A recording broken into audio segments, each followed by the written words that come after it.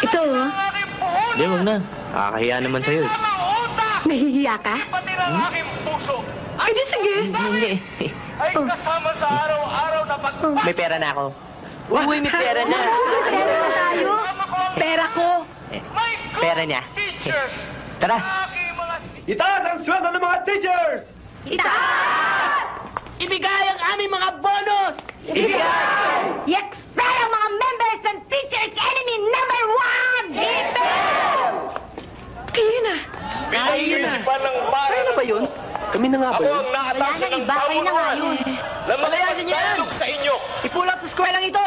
I appeal to you, dear students, dear children, to support our cause.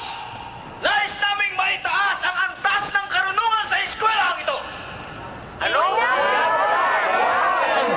Ginagawa namin ang huelgang ito, hindi lamang para sa amin, kundi para sa inyo na rin. Humihingi kami ng dagdag na sahod. Nais naming tumaas ang standard of living namin.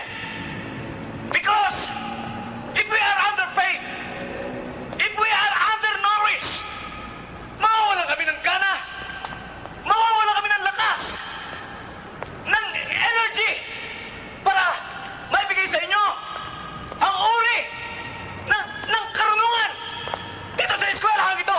Wala naman pala tayong gagawin dito. namin na ang mga kabataan ay mabigyan ng magandang serbisyo. Akin lang. Dahil sila ang Labas na lang tayo. ng ating bansa. Okay. Oo, sige. Anong katotohanan May pera ka? ito? Oo, sige.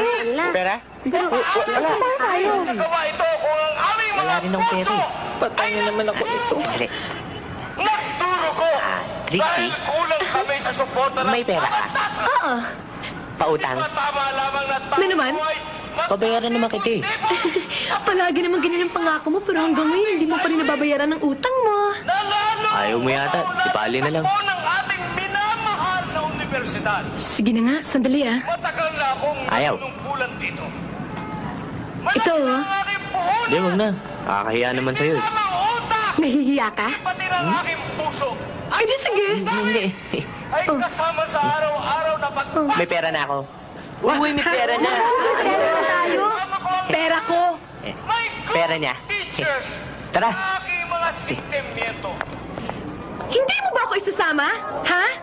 Halika na. Ay, Ang tanging may tutulong nyo sa amin, dear students, ay, magmula ngayon, huwag na kayong pumasok sa inyong mga classrooms. Sumama kayo sa amin, at sabay-sabay tayo sumigaw para marinig ang tinig ng kapihan ng buong sambayan ng Pilipino.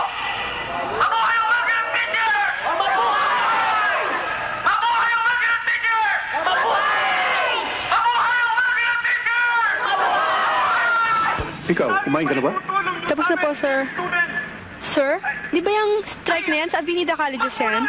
Yung property binibili nyo? Sa inyong mga classrooms! Sumama kayo sa amin! Oo, Sabay-sabay tayo sumigaw! tama. Para marinig ang Kaya tinig ng pala kapihan parang familiar sa akin ang fasad ng building. ng Pilipino! Mabuhay ang wagi ng teachers! Sir, yung teacher na nakasalamin, kilala ko ho yun. Magbuhay! How close ka sa kanya? Dati ko siya naging boyfriend eh. Sir, siya ho yung pinapatawag nyo, si Mr. Panucha.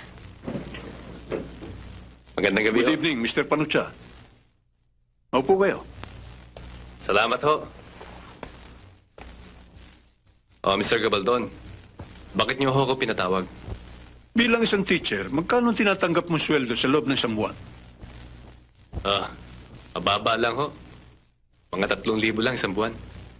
Kaya nga kami nagwewelga eh. 3,000.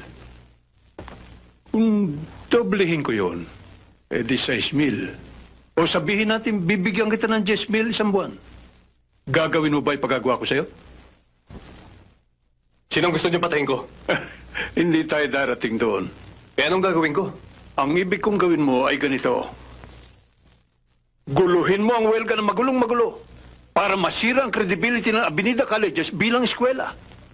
Nasa ganun, ang mga magulang ng mga bata, hindi na doon i-enroll ang kanilang mga anak. Bakit ho? Bah, Pag wala nang nag-i-enroll dyan, natural. Yung presidente, pagbibili na sa akin ng eskwela at makapagpapatayo na ako ng shopping center. At bibigyan kita ng magandang pwesto ron. Medyo may kabigatan yata ang gusto niyo mangyari. Kulang na kulang 10,000. Gagawin kong 20,000. Hindi ko naman magagawa mag-isa yun eh. Mangangailangan ako ng ibang mga kasama. Bibigyan na kita ng 30,000.